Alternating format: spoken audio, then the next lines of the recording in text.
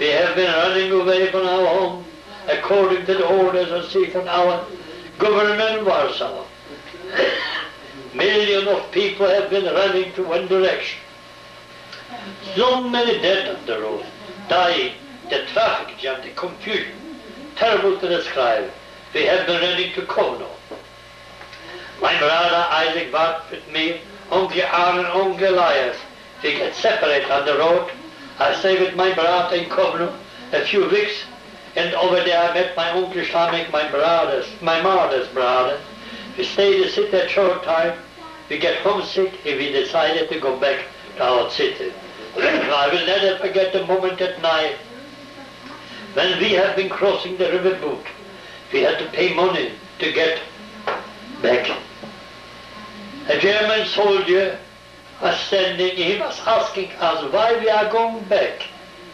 I remember his word, stay here, where you are, don't go back. No place for Jews to live in a territory occupied by the Nazis.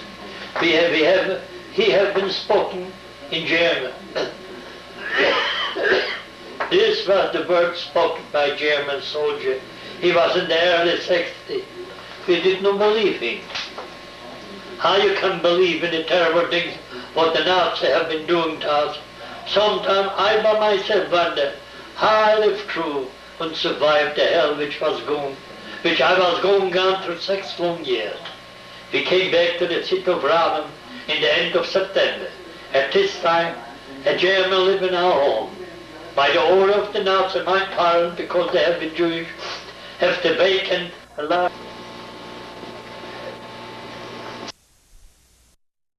September. At this time, a German lived in our home. By the order of the Nazis, my parents, because they have been Jewish, they have to vacate a large part of our home. This was an order all over Poland. In a short time, the Germans threw out all Jews from the most elegant and expensive houses, and the Jews have to move into the most run-down part of the cities. This was the first step to the formation of the ghettos, places where the Nazis have been pushing the Jews by force, waiting for the next step to die of hunger, starvation, then at the end to send them into the death camp to be exterminated. We moved, that is, we have been forced to move. Luckily, we moved to Eisman's estate. My father had known the people, so we lived on Zamlinia Street. It was not so bad to live in a big house. At the beginning of October the same year, I started to work at the hospital Świętego Kazimierza. I worked at the bacteriology department. At this time, friends of mine worked with me at the same hospital. I remember the name. Polarayev, Sarah Zlotnik, Manja Milstein, Gimpo Weintraub. We worked at the laboratory, only Gimpo Weintraub was working at the medical department. We have been working in the hospital at Zurich. One day, a German came, he was a surgeon, he came to operate on some German wounded soldier, some wounded German soldiers who had been wounded at the time when the German slaughtered the Polish nation, conquering their homeland.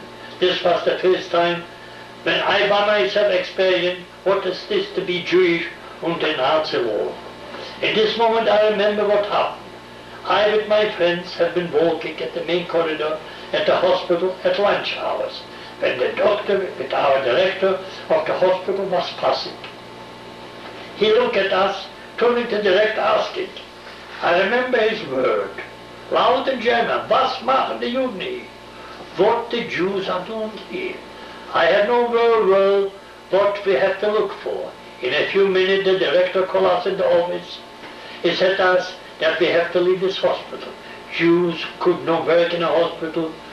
We could not take care of gentle patients. This is against the Nazi law. This is the order which he have to follow. This is the order of the conquerors. And he could not help us. He have to listen to this what the Nazis had ordered him. This was the first time when I felt what is this to be Jewish under the fist of Nazi Germany.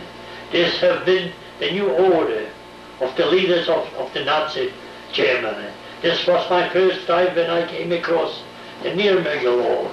And this was for me hard to understand, but this was the order of the Nazi paradise. This was also the last time when I was working outside the ghetto.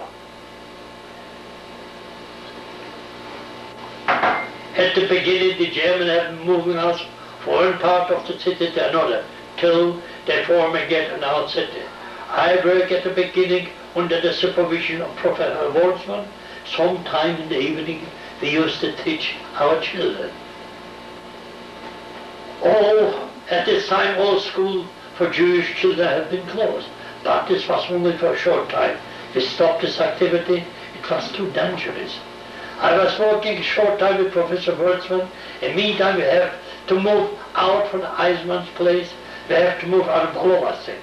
This was the area which the Germans have established. This was the ghetto. They create two ghettos. One around Balova Street, which place the Nazi concentrate over 20,000 people, Jewish people, and then they establish a smaller ghetto on Dunice, where the Nazi concentrate the rest of the Jewish population of our city of Radom. They lived at Eismann's place till the beginning of April 1941, and we move on Balova 20, stay in this place till the Germans liquidate the Jewish community of Radom, and that was the summer 1942. My mother decided that we have to move to a little place, thinking that it would be easy for us to live through the crisis, living in the shade, not showing our presence in the ghetto, just staying away from the eyes of the people, and not to be on the lips of the people. We did not know the Nazis' plan. They have been lying to us, and we believed in that we would work for the army, and they were taking care of us, of our family. We believed them to the last minute till it was too late. After I stopped working under the supervision of Professor Boltzmann, I started to work at the typist department. I have a horse carriage in which I was transporting the sick people. People have typhus, and I had a helper.